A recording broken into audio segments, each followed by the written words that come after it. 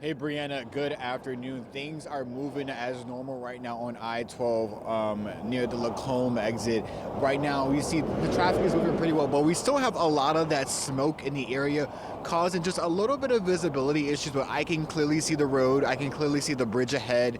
But so things are better than what we saw this morning and obviously way better than yesterday. But there's still fire crews on the scene. They're actually further down now and they're just kind of going back and forth monitoring the area. But I do kind of want to roll you back to just this morning and this weekend. So like you mentioned, we around maybe 5:30 this morning is when we came across just those fires happening on side of the road. We called 911. They said they were monitoring it. And so then we got crews that came right just before 7 o'clock to monitor these fires. Now fire crews, they said they received the first tip about any of these fires around 4 o'clock yesterday afternoon.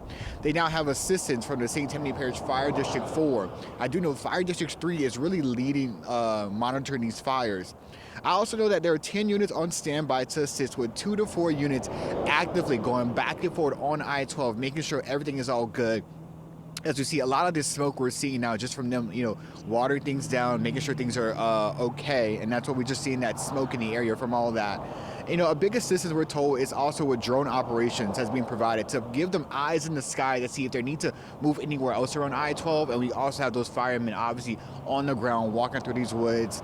They've also been partnering with the Department of Forestry to cut down any power lines and any other trees to make sure everything remains safe.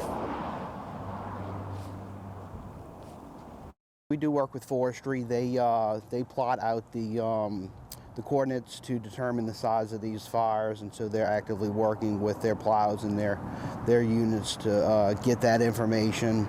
So speaking with them this morning, they are confident that it's fairly contained, but as far as a full containment or percentage, we can't get that information.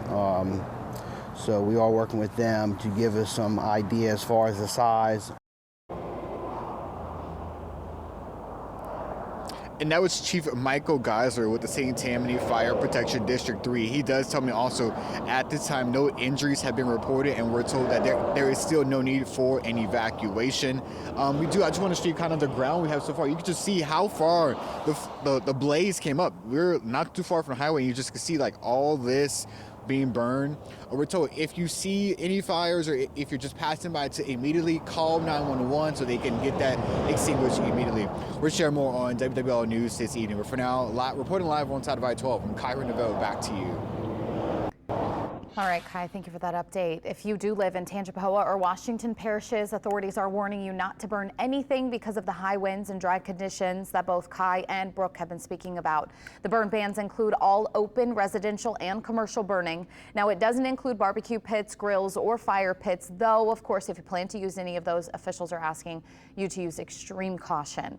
Washington Parish's burn ban is set to expire tomorrow, but it could be extended. We'll keep you updated on that.